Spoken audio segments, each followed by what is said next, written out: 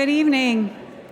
Welcome to the Menil Collection. My name is Mary Magsman. I'm the manager of public programs here, and we're delighted to have you all here tonight. Tonight's special conversation is about the Menil House. It's a place that embodies the spirit of art, architecture, and the hospitality that has shaped this institution. We ask you to please silence your cell phones. This is being recorded, and it will be on our YouTube channel. This program was originally scheduled to coincide with the exhibition, The Space Between Looking and Loving, Francesca Fuchs and the Menil House, which is no longer on view, but we are delighted to bring this conversation to you tonight as part of our continued reflection on the legacy and ideas that began there. We're also very happy that the weather's beautiful tonight. We are doing a live feed outside for anyone who would like to enjoy the moonlight and the conversation. Joining us tonight is Laura Augusta, Andy Campbell, Stephen Fox, Francesca Fuchs, and Paul Davis. They're going to discuss the story and significance of the Menil House from their unique perspectives as art historian, artist, architect, and curator. Please join me in welcoming our panelists for tonight's conversation. Thank you.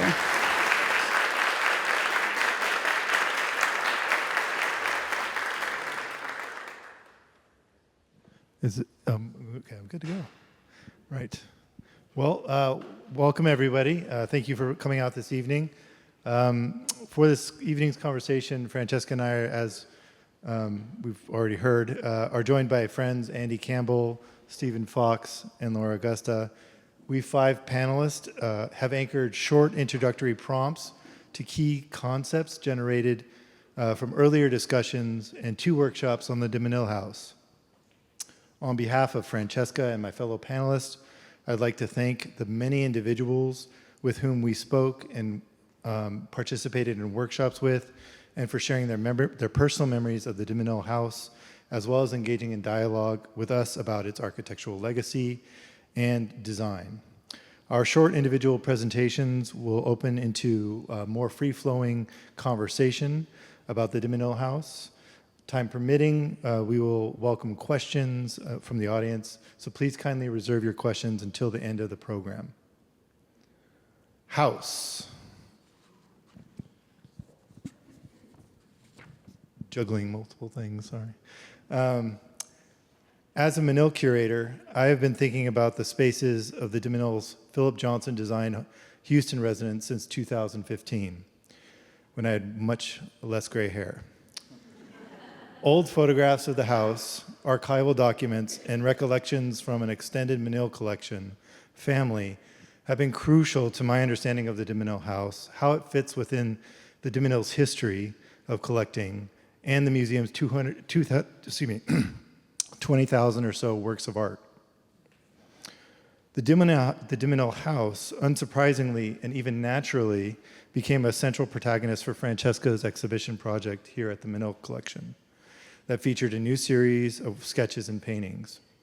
Over the last decade or more, she has developed a visual language that explores the very essence of objecthood. Hers is a studied, personal loving of the accumulated histories that imbue objects. Her painted sketches for the Menil's exhibition project grew from the unearthing of museum photographs depicting a male Roman torso and John de Menil's letter to her father.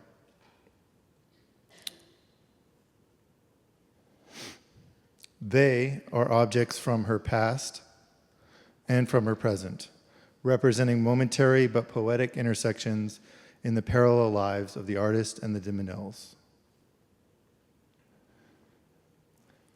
A house is not always a home. A home is not always a house. Always in flux, the conceptual distance between these two ideas, one physical and architectural, the other felt and allegorical, is particularly acute in the case of the Menil's residence in Houston. House and home, their mutability underscores the relational qualities of domestic architectural spaces and how they are informed by geography, temporality, design, and culture. If architecture is structure of space, quote, within which human beings are supposed to perform certain functions such as living, working, and enjoying, as Philip Johnson and Peter Blake contend in their 1948 article, Architectural Freedom and Order, then the design of a house should nourish the making of a home. It should, quite literally, shape how we live in a house and what we put in them to make home.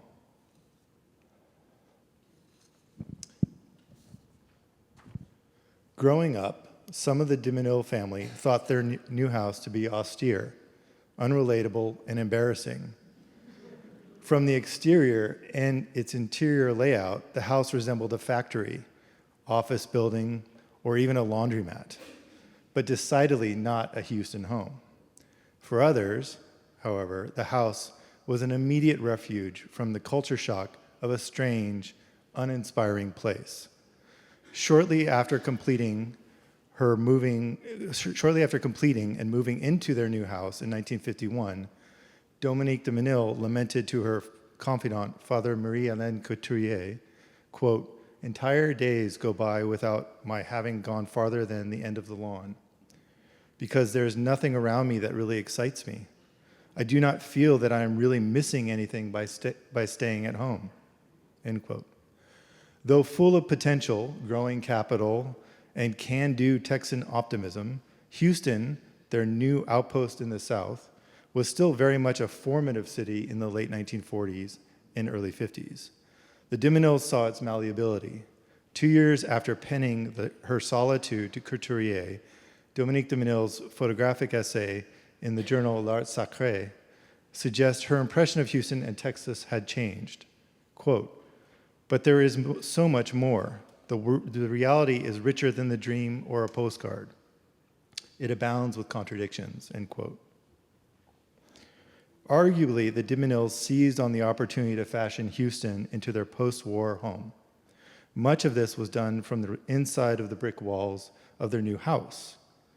By the mid-1960s, featured in the pages of Vogue magazine as a collector's house, the de Menil home was a nationally known modernist house for art and activism. It had expanded beyond its concrete foundation and 3-acre lot. Their home and house quickly became the headquarters for the de Menils' multi-pronged social and philanthropic projects involving the visual arts, higher education, and civil rights advocacy. The de Menil house and its elevated and even mythologized status can be challenging to reconcile with what it was, a house aspiring to make a home.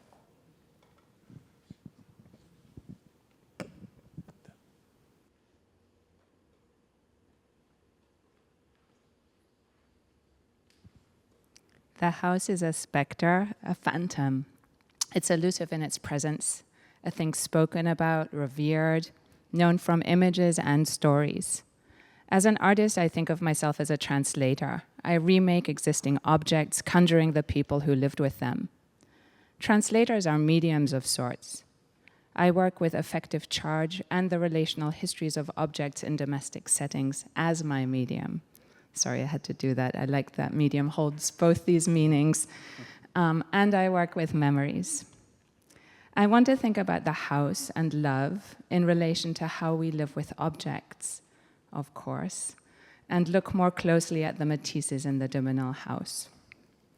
In the exhibition, we brought them together in a grouping that speaks of love, loss, and replacement, of meaning we attach to objects and how objects hold us. The Matisse sequence unfolded from a puzzle. Looking at early black and white interior photos of the house, I could see a framed leaf on ground in the kitchen, which I assumed to be Henri Matisse's black leaf on green ground in the collection. However, the shape didn't seem quite right, and color slides from the early 50s found a few weeks later revealed it to be a black leaf on red ground. I imagined the story that the red Matisse, which was gifted to one of the children in the 1960s, was replaced with the green Matisse, a moment of love and loss through love. In later archive images, we see the green Matisse by the kitchen table where most meals were eaten, above the only TV in the house. Indeed, it hung there the first time I visited the house with Paul in July 2022, creating another puzzle. Knowing the cutout was in the collection, I could not fathom how it could be here and there. The green Matisse by Henri was moved from the house to the Menil Museum sometime in the 80s in preparation for its opening in 1987. In the house, the green Matisse was replaced by a copy made by William Steen, a Houston-based artist who worked as the museum's framer for over 20 years. The copy almost identical in the same frame, except it has no signature. We know it is the same frame as we see it here in an image from 1971, before the copy was made. I imagined that Dominique de Menil, missing her green Matisse profoundly, wanted a replacement. In their 1964 lecture, The Delight and Dilemma of Collecting at University of St. Thomas, Dominique and John talk about that extraordinary companionship, indeed, the right kind of companionship you develop with an object you love and live with. William Steen's green Matisse is both an original and a copy. Dominique de Menil may have lived with this cutout with the same love exactly in equal exchange to the original, maybe even more. She may have held her love for the original and its maker, and the copy and the copy's maker. Then again, she may have conflated them into one, like my mother with the remaking of the lost original koala bear. In the exhibition, we showed both green Matisses in equal measure, with 2 photographs of the kitchen interior and my painting Red Matisse and Double Matisse. We did not explain this visual puzzle, inviting close looking in the doubling and repetition.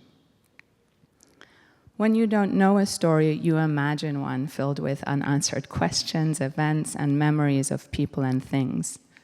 I still don't know the full story of the Matisses. I do know that an image of the green Matisse, in black and white reversed, was printed on the front of Dominique de Menil's memorial program, identified with her because she was known to have loved it, identified with her with love and loss. This is a coda for a short talk. In research done since the exhibition's making, I realized that the red and green Matisse cutouts could have hung in the kitchen in the early decades together, just never shared a photograph. They were both acquired in the 1950s. I can't move my page. I'm going to put this down. I also found a transcript of an interview with Walter Hopps from 2001, in which he tells that he had the copy made. A note here that Hopps may be an unreliable narrator. Indeed, a recent conversation with Don Quaintance throws this oral history in question. Still, I want to tell it, as I'm deeply interested in this charged space between things, where we don't know if it's story or myth, if it's true or not. They all accumulate. Still, so here we go. Walter Hopps tells, he's sitting in the kitchen of the house in this interview, and he tells, so when I took the original out to have it in the museum, I substituted it to see if Dominique would catch the difference, because she always wanted it here in the kitchen. And she didn't. So one day I finally told her, I said, look closely. There's no signature in the lower right corner. This is a copy we made for you. And she said, no, really? And I said, yes. She said, I hadn't noticed it. She said, it's a good copy.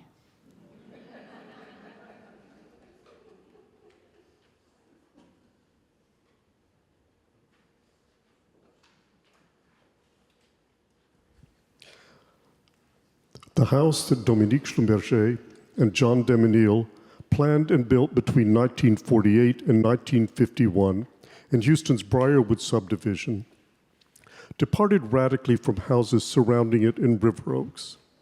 The Menil House was modern.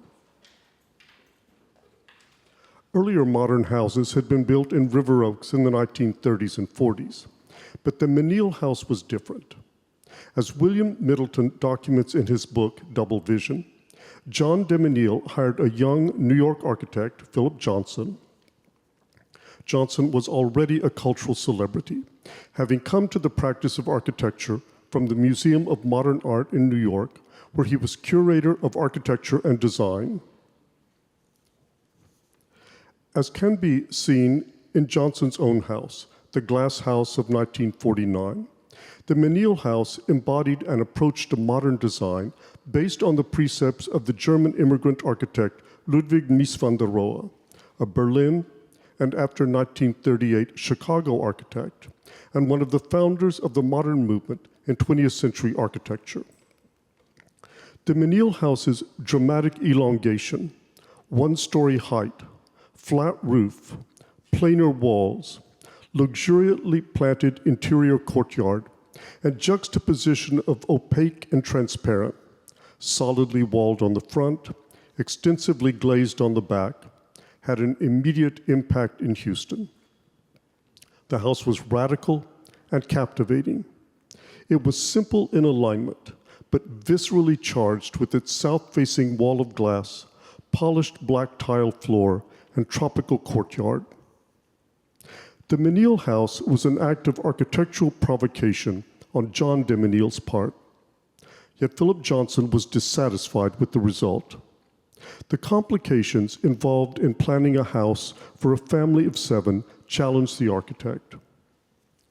Johnson made the plan work, but by the standards of Mies van der Rohe, the Menil House was awkward.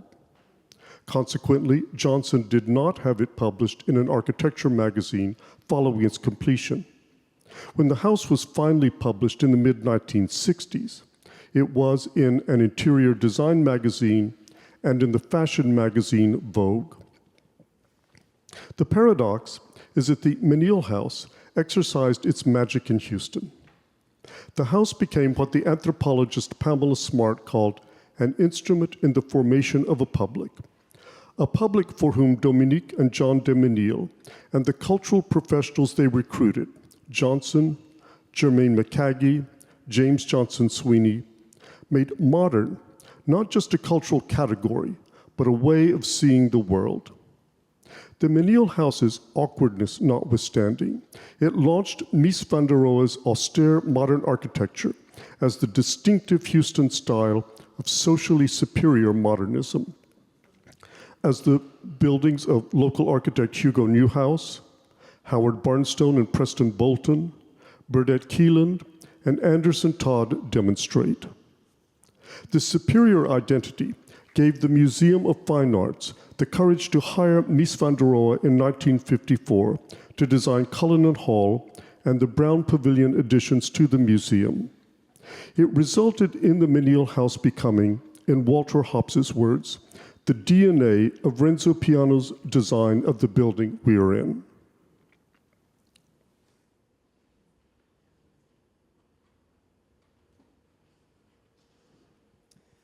So what's an interior? The inside of the Menil House, inhabited, arranged, rearranged, welcoming, secluded, is positioned between 3 historical realities that I'd like to briefly sketch out here.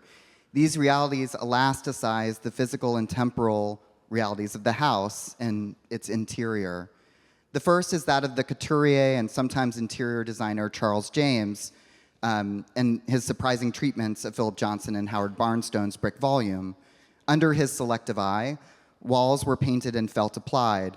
Furniture in novel geometries and upholstered fabrics were crafted and placed within its walls and juxtaposed in seeming blasé groupings, which are really anything but, I think. One can sense a spark in James's elegant mayhem that he brought to the de Menil residence in this description from Vogue magazine, Vogue, a recurring magazine, on the panel, printed not 6 years before. It concerns Elizabeth Arden's recently opened fashion floor, a sumptuous sales environment that James also designed. Quote, against a pale pink decor, tied with green satin curtains and sugar sprinkled with crystal candelabra, you will see a collection of clothes to be made to order for figures at their taut perfection, unquote. Perfection aside, very much aside, he was much more free with his color palette in the de Menils house, treating walls with felt and checkerboard colors of paint, bringing purposeful clashes between antiques and bespoke quasi-surrealist furniture, insisting that the black tiles on the floor be polished to a high shine. The de Menil children remember mixing paints and being drafted into the designer's service. James and Johnson articulate aesthetic poles, different aesthetic poles, maybe, for white gay men working with elite clients, or perhaps patrons would be the more appropriate term in the 1950s. So that's one point on the timeline, the earlier Elizabeth Arden fashion floor. The second point requires one to travel forward in time from the construction of the de Menil house, and the coverage I'll cite comes here not from Vogue, but from Arts and Architecture, to consider a pair of company houses built by Schlumberger Serenco in El Tigre, Venezuela, and Trinidad. Devised by Bolton and Barnstone, an overt connection to Houston, these homes were intended for middle management employees of Schlumberger under Jean de Menil's administration.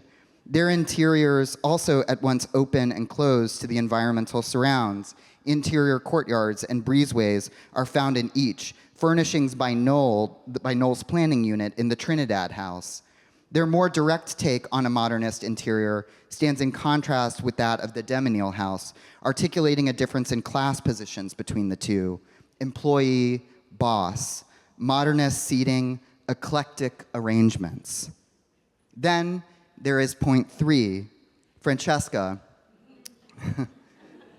Today, now, here, whose rigorous and tender enlivenment of the art and objects of the de Menils home, alongside her own Mnemosyne archive, stretches the boundaries of my sense of de Menils' interior yet again. Here, she has installed items dear to her own upbringing and home with the de Menil home and its occupants. She tracks, via her paintings and her and Paul's deft curation and inclusion of various photographs taken from the changing installations of the objects and arrangements within the home and the gatherings that happen there, how a parallax view of a home as an engine for living suggests a kind of interior that is both inward and outward facing, intimate and exuberant. One of these items that Francesca rightly attunes to is a small, colorful, taped and folded object pinned to Dominique de Menil's door, a triangle-esque shape, but not quite. These remarks' geometry, also triangular, maybe, only stretch things so far. Francesca's art exceeds and troubles any easy schematic, as does this particular object. She has painted this precious totem, an item with an interior of its own, inaccessible at the edges. Letters drawn in a child scrawl are the only guide we have. They spell A-L-L-A-H, Allah. With these 3 realities in mind, it would be a mistake to try to consider the house qua itself and itself only. Temporally, geographically, spiritually even, if you want to go in, you have to go out.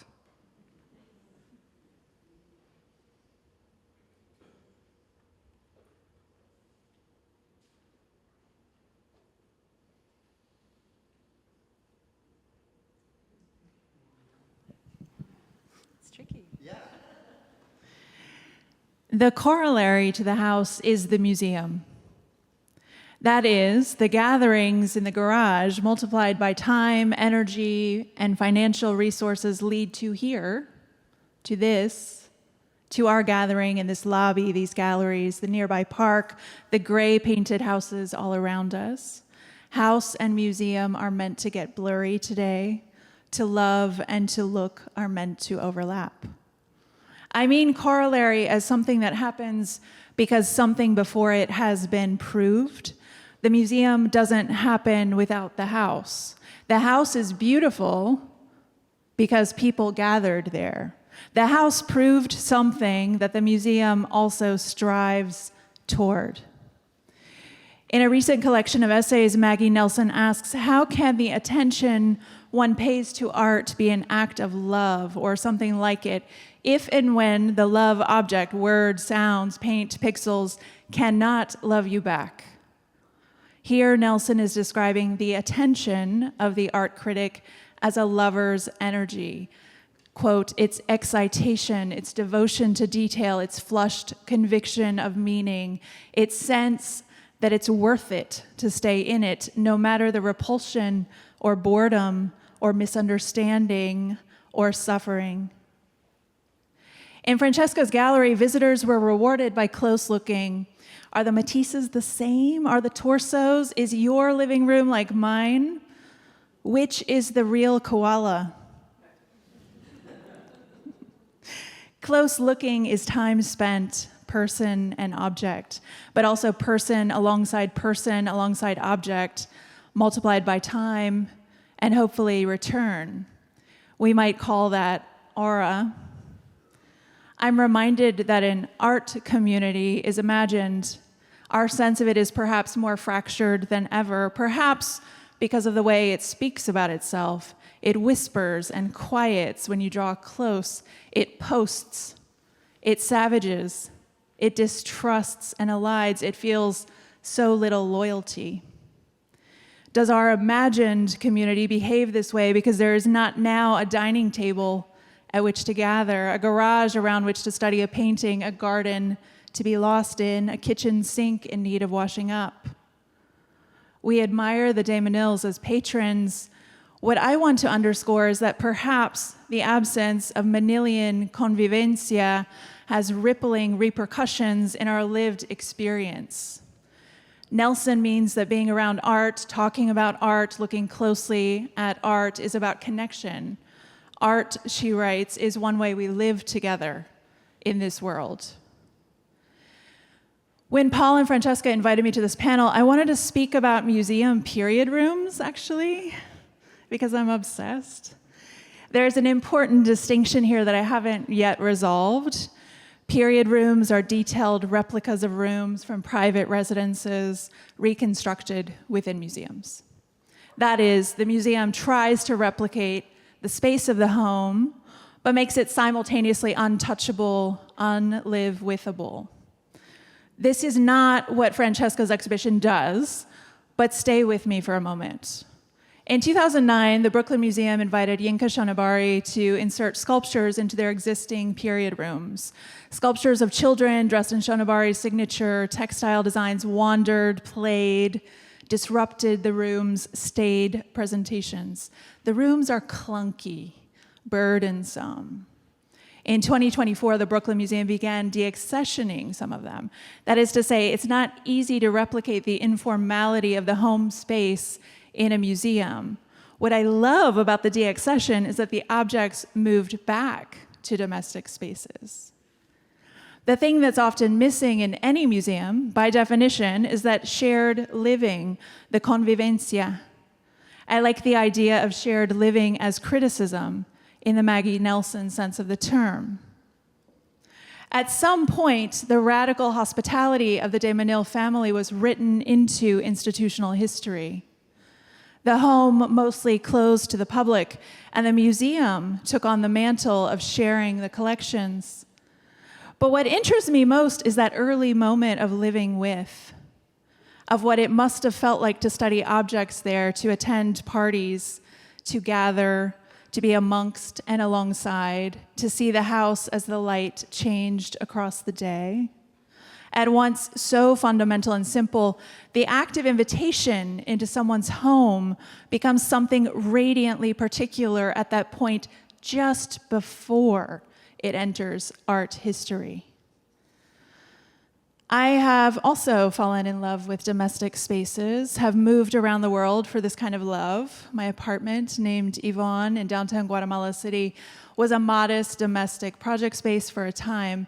But more than that, she was an alive space in which folks spent hours, mornings and nights, gathering, eating, loving, not sleeping, making, imagining.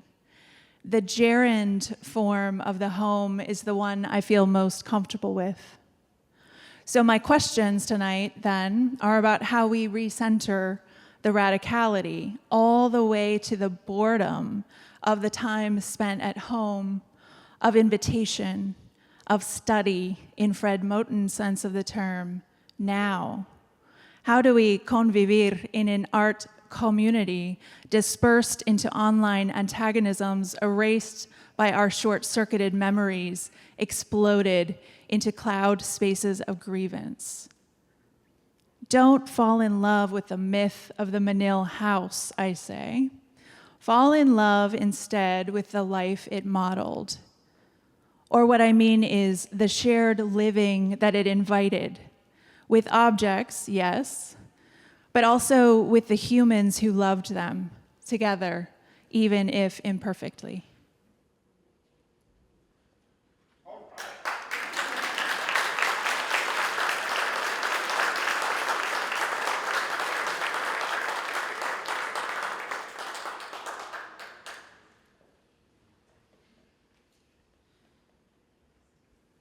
You want to start? I want to just kick off from a couple things.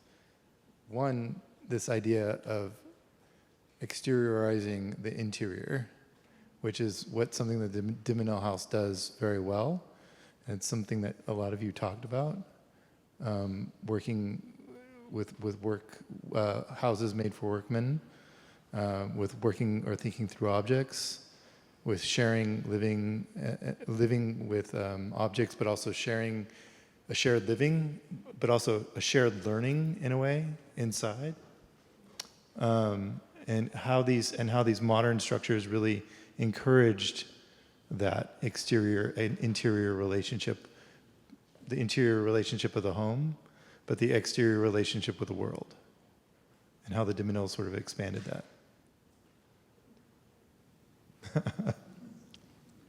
Andy, you go. Yeah, okay. I mean, for me, it was a matter of, and I think part of the reason why when we were all talking and when we were developing the ideas around which our talks were to be based, we each kind of had a set of interests that started to form around particular concepts. And for me, interiority was a nice one because it was about, I mean, on one hand, you could say it's about like trying to get inside of like what the Menil residence was to the people who lived in it, but that's completely inaccessible to someone like me. I mean, the house is inaccessible to most, right? But also, like, you know, I live at a time different from them. And so how do I kind of approach an interiority by the activities that they engaged in, by the things that they put out into the world, right? So it was a kind of paradoxical move, which I think is like similar to what you're saying about the modernist home, interior, exterior.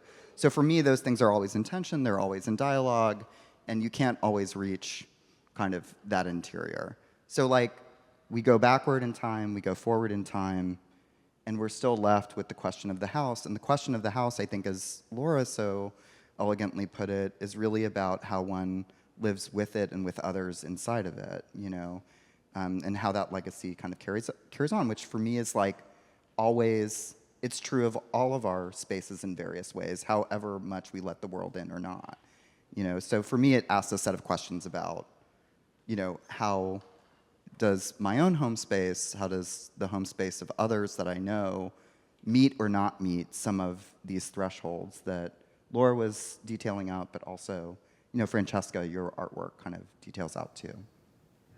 Yeah, I mean, I guess I'm thinking of the view of looking at the two living rooms that was in the show. We were looking in, right? We were looking in, but then we were also in the space at certain moments where we felt like, well, I felt like we were sort of bringing the house here with the door, with Dominique de Menil's pin door, with the arrangement of the vaults and the Madonna and Child, right? Kind of echoing actual relationships. So this interior and exterior relationship is very interesting to me. And then that you walk out, you've just seen the heptagonal ottoman in the house photo, and then you walk out, and normally here in this space you see the brown ottoman, right? That we all know and love. Stephen, you, in your text, you said, I might have misquoted you slightly, but you said the house kind of made modern not just a cultural category, but a way of seeing the world. I loved that phrasing. And with this question of interior, exterior, I was thinking also about the way in which a modern architecture modeled a certain relationship to humanism, right? A certain relationship to how we connect to one another. And so that porosity, I think, is an interesting thing to think about, both as an architectural gesture, decision, framing, but also as a metaphor in some ways. And so I don't know, I'm struck by the architecture functioning, of course, as a model for action. Well, and I think it's intriguing to note that when Dominique and John de Menil were planning this house with Philip Johnson, there's correspondence in the Menil archive between the clients and the architect. And one of the things they asked for was not to have a dining room.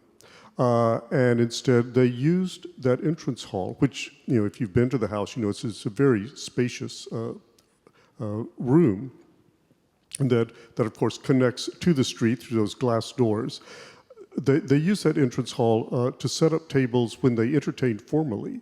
And so it is a kind of almost literal extension of the outside inside, of using the inside as a way to entertain people and taking advantage of kind of modernism's concern for uniting interior and exterior, to turn this again into a way of life and to share hospitality that I think is something that stands out in the memory of people who came to this house was the Menils' hospitality, and of course not only the kind of magical elements that you were surrounded by in terms of the art and the architecture, but also the kind of personalities that the Menils entertained, and kind of, if you were lucky, you got invited to be there with them.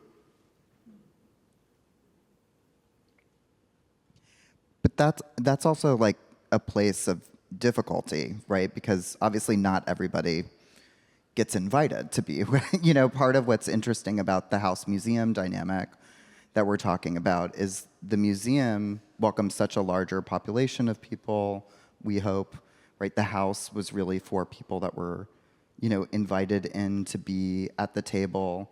And so there's a lot of convivencia, there's a lot of togetherness, but there's also a lot of ways in which that house has a kind of,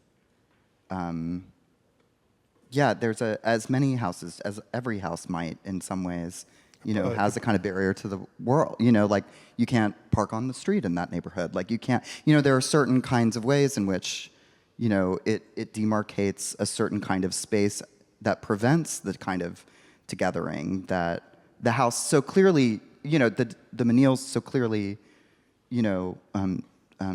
did, but it was working against a lot too, in some ways. Like the house maybe made some of that easy, but its placement in the city, its relationship to the city, also might have made that hard in some ways as well. Yeah, you look at where it's placed in the lot, and right. how it's in the middle of the lot and not in necessarily on one side of the street or the other. Right. That has other reasons, though, and mainly to do with real estate, perhaps. But I think which is important. It is important. Yeah. It is important. But I also think there's this element. I mean, everybody's home is somewhat private, and there needs to be that moment where it's private. Yeah. And so the museum carries forward the public part of right. that in a very activist way. And I think it was really beautiful the way you sort of connected the house to the home in that light. And I think architecturally, this foyer kind of functions much like the entrance hall of the Menil House. And I would say the park does as well, right? I mean, there's something so interesting about the move to buy almost a whole neighborhood, right? We've talked a lot about class in our personal conversations, and like what makes it possible to do these kind of big democratic gestures is extraordinary wealth on the one hand, but this neighborhood, the kind of utopian ideal of it was that we would allow this kind of interiority, exteriority to artists and designers and architects and poets and writers, and that the shared public space would be a gift to the city, right? And so I also love thinking about this house as a starting point for an idea of what a neighborhood might look like. I think that's a really beautiful part of what the architecture allows. Yeah. Yeah, I mean, for me, like going with Paul for the first time to the house, I did not realize how closely connected those two spaces were. And then kind of unfolding all the research, I was like, oh, this is not just, right, this has been written about, thought about. But yeah, it's an extraordinary sort of recognition almost, which also goes with the whole idea of our wood floors here that get walked on, and that the polish gets walked off, and that the wear and tear is built into the idea of the museum, right? So that it can age like a house would maybe age, a space would age. Stephen, I have a question for you though, because at a different point in our workshop, I am very interested in awkwardness as an artist. I embrace awkwardness to a certain degree. I find that it creates a tension that is interesting. And you've talked about the Johnson house as being awkward. Would you elaborate on that just a little bit? If you look at Philip Johnson's houses, most of which he designed in the 1950s, and this was an early house in his career. It was not the first house, but it was an early house. And most of his prior houses had been designed for clients who either had no children or maybe one or two. So it could, for a family with 5 children, it had, I think, kind of taxed his ingenuity in working within the kind of Miesian frame, again, derived from Mies van der Rohe, who was at that time Johnson's master. And so he really wanted to make this house work in terms of Mies's approach to modern architecture. And I think I think Dominique and John de Menil loved this house. People in Houston were very impressed with it. And it was really Philip Johnson who was disappointed with the results, which I think he judged awkward, which was why the house was never published in an architectural magazine and not published until more than 10 years after its completion. But when you think of the way in which the children's bedrooms are kind of glommed onto the back of the house, resulting in that very peculiar corridor, which we saw earlier, and then how Charles James intervened to take these potentially awkward, well, you can see it now, that potentially awkward space, and turn it into a kind of peculiar fun house, which is a very un-Miesian thing to do. And so this house, in a way, the awkwardness became a point of departure for other collaborators in its evolving design to intervene and to kind of introduce different points of view that didn't call into question the precepts of Philip Johnson's architecture, but added to it. And the whole kind of tension, I think, between the Mr. and Mrs. de Menil's decision to have Charles James do the interiors rather than Philip Johnson. And there's some correspondence in the archive about that too. I think indicates the ways in which they treated this house not as a kind of fixed work of art, but really as a frame in which to organize living in the way that they wanted to, and in which they felt comfortable.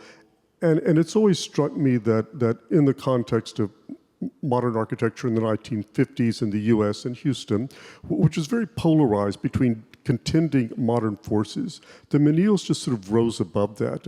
And they had the confidence to not follow one set of rules or another, but to kind of mix and match using consultants of the kind of highest order, such as Charles James, to begin to shape these sort of special worlds, to live with the art and objects with which the house was furnished to create this sort of magical environment that beguiled people when they came to the house. And I think Paul has found photographs in 1957.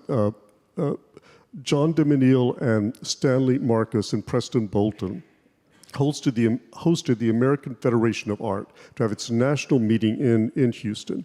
And Mr. de Menil organized a 3-city in one day airlift, people flying in a Schlumberger prop jet between Houston, Dallas, and San Antonio to visit collections. And so there are wonderful photographs that Paul found of people at the conference inside the house looking at the works of art that again, kind of illustrate this whole program of living with the art. Mm-hmm.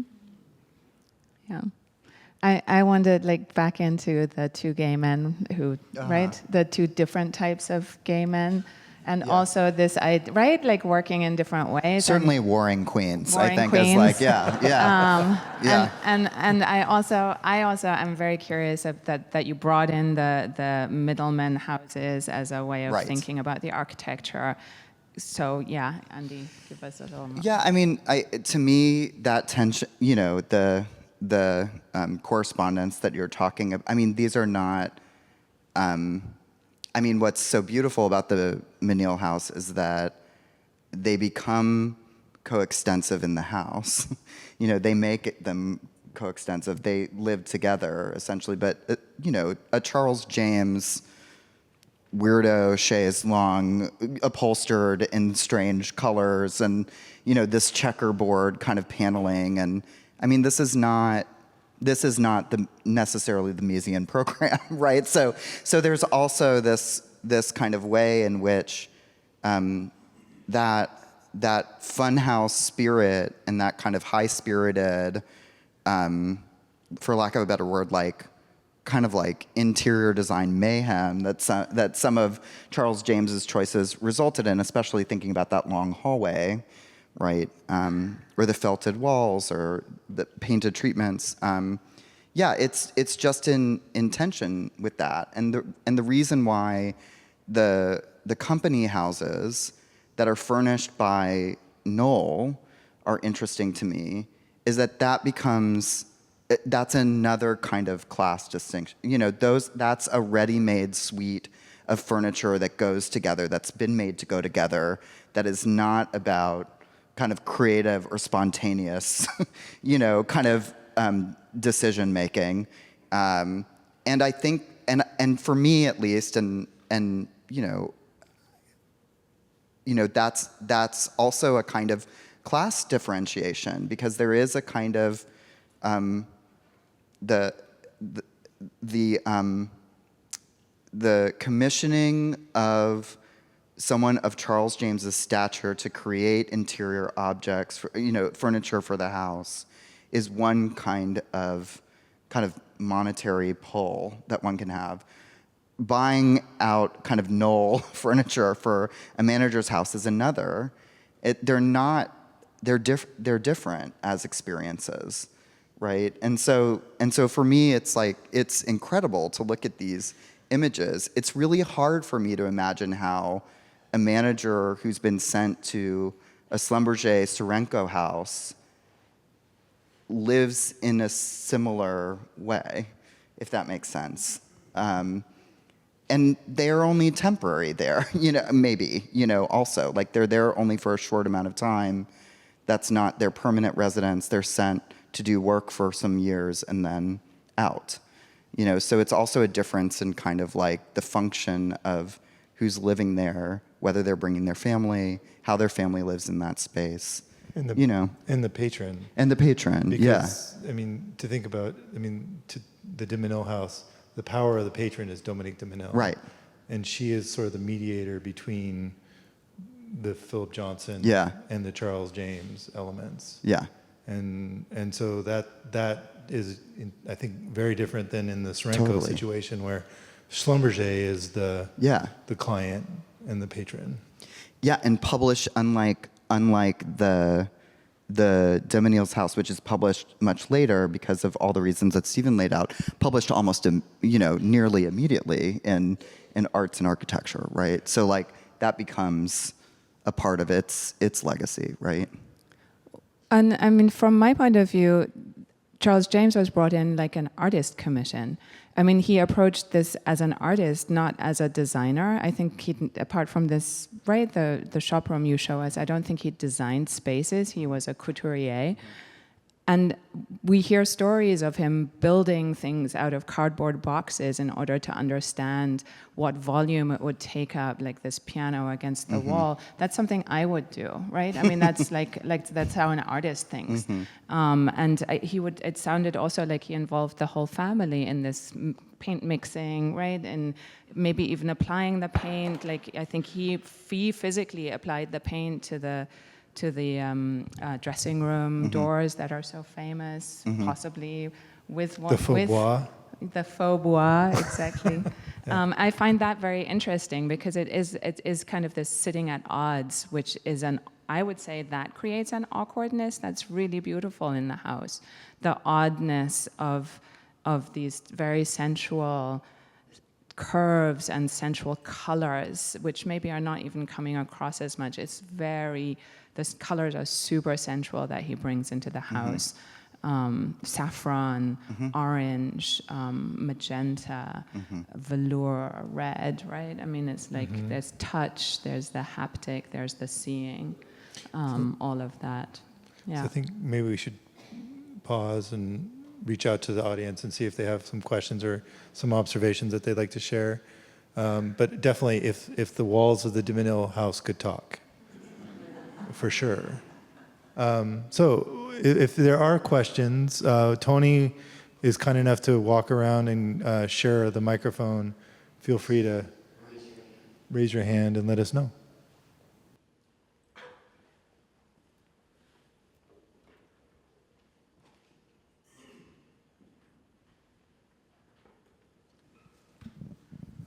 Thank you for this. This has been absolutely fantastic. There's a couple threads I picked up on that I wanted to kind of tease out, I guess, for everyone here. Talking about, I guess, what this could be an example for, right? Like the going from this being a private residence to opening it up to close friends, and then that ended up leading into the building we're in now. So it's almost like, yes, there is a certain amount of wealth that's required to commission a house, for sure.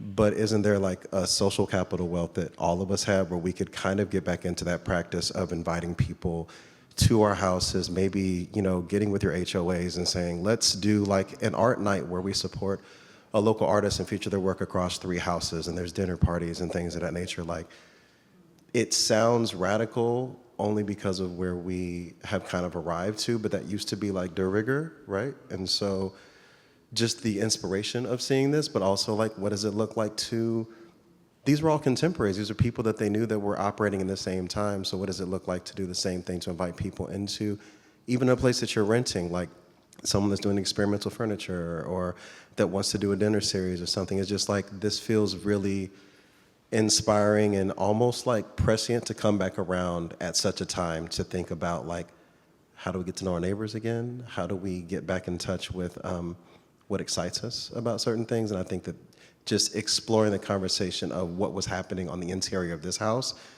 doesn't have to keep at the proclivity of just that house. So just a thought to throw out, but this has been a fantastic conversation. Thank you all so much. I want to be your neighbor. Yes. But I love what you had to say, and this isn't the space in which I want to take the de Menils off of the pedestal, if you know what I mean. But I also think there's something beautiful about taking them off the pedestal and getting back to the original gesture of invitation, right? And I also just love the awkwardness of Dominique not wanting to leave her driveway. Like, there's nothing out there for me. I don't want to deal with it, so come in. But there's something so human. But we've kind of locally, we've lionized this family for great reasons, right? I'm not quibbling around that. But what happens if we just go back to the gesture of inviting people into the home, right? It's a nice move. Opening the private spaces to yeah. And with other people. I mean, the part of what you said that's most interesting to me is like amongst a group of people. Like not just one family, but many families at once. You know, many people at once doing it together. Well, we're all searching for community. Yes, and supporting people who are in creative, right? Who through creative, whatever creative things they want to be exploring as well within these communities. But conversely, also, what would it mean if a museum took seriously being a home? Right? You can't bring your food in here. You can't sit on the floor. Like what? But what would happen if we took it seriously as an ethos for a museum? What would that look like? I think is also the interesting. Oh, I'm seeing conservators roll over right now. But No. yeah. Oh, I have a question. And speaking of the conviviality and the conversation, I think in between the home and this museum, there were also all the universities and 2 other museums. So I think the Menils it wasn't just about like a private home and you had to get invited, but they also put their collection, out there with the students of St. Thomas, or out there with the patrons of the Museum of Fine Arts, or out there with the students at Rice, and making art and art history like a really powerful discourse in Houston. And I think that's another part of this legacy that maybe isn't as material as the house or this museum, but it is part of that thread that I just wanted to highlight. And I think speaks to your point about community, is that they were doing that in many different ways, as well as like politically and patronizing other museums in Houston, like CAM and MFAH. So there's so many ways in which they did that. And I do want to make a point, sorry, about her not wanting to leave the driveway. Well, she was jetting off to New York. I mean, it was Houston that she had the problem with, not, but again, I think that conversation between home in New York, home in Houston, Menil collection here, and all of these other spaces of art and education in Houston was really important. Sorry, I don't think there's a question there. I just wanted to draw some threads together.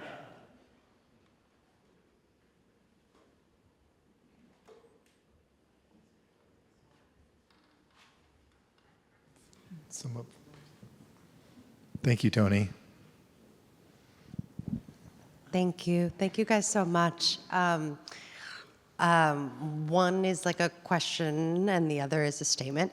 I am interested in thinking about Philip Johnson as having built what would, for anyone, be a significant milestone in their career, and maybe not wanting to publish it or expose it because the sort of modernist shell or exterior and the maybe more lush or lavish interior, which went against everything maybe Mies roasted for, his mentor or master. I am, and I want to tease that out based on the specificity of its lavishness. But then I guess I also want to say that, the things we don't, like, as lovely as it is to like what it means to idealize, to bringing someone into your home, what we don't see in these photos is all the labor of maintenance of taking care of it and who that labor and maintenance fell to, right? These images are pristine or meant to look in shambles in very certain ways. They're, to some extent, posed and staged. And I can only imagine, and this is maybe presumptuous, that the Menils themselves were not doing that caretaking of the home. Yeah, I mean, deferred maintenance is a certain key word that we throw around, especially with regard to the house. But the photos you're seeing from 1972, those are key moments where they're. So that's just after the move from from St. Thomas to Rice University, and that's the beginning stages of thinking about a museum before John de Menil dies, right? And so those messes are real, and they're deeply engaged in projects. And Glenn Heim came there, and he was shooting photos, sort of snapshots of the house as it was, sort of the way that Henri Cartier-Bresson was shooting John de Menil in the chaise longue without shoes on. But yeah, I mean, deferred maintenance is I can see a couple nods in the audience that I'm not saying anything so bad, but yeah. Although, of course, they had people who worked for them. Absolutely, yes. Yeah, right. I mean, they had a maid. They had somebody who cooked. Yes. Yep. They had a yard grounds caretaker. But all the people seemed. I mean, like people worked for them for a very long time in each case. Yeah, for years, decades. I think they inspired devotion in some ways, like by the people that work for them. You talk to people like Elsie Cousins, who has worked for and with the de Menils since 1968, and is part of the family. So, yeah, I think there are a lot of people who were brought into the circle, and students from University of St. Thomas and Rice University who became part of the real tight circle and family. But to your point, there were people who did take care of the house and people who did take care of the children, as it was. I just wanted, it's probably more of a statement, which I think is the theme tonight, but I will say, though, that this museum, I think, does do those kind of evening parties and bring the community together. So we might not be doing it in the museums, but we're doing it on projector night, or when we're having picnics, or that y'all are sharing this lecture right now outside. So you are being good role models and good stewards of building a community. And just like many of us have echoed, this is the time to build a community. I was at another art installation, and we were having similar conversations that we're having here tonight. So it's definitely in the air. All right. Well, I think that's a good note to end on. This idea of going out and building communities. So invite people into your home. Thank you all. Thank you very much.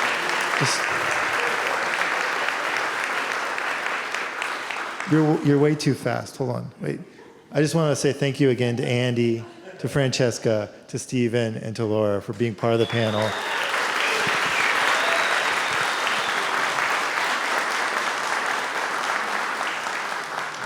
Thank you very much. Have a great night.